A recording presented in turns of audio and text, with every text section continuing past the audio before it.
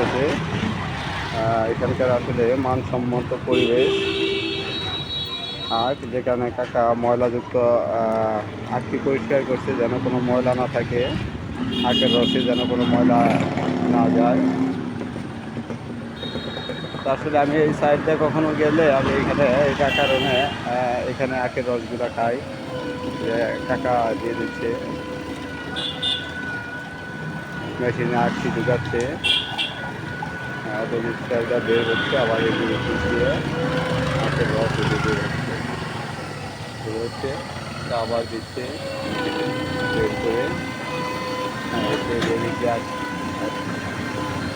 বের হচ্ছে। আসলে মূলত যাওয়া হচ্ছিল ঢাকা থেকে গোড়ায়।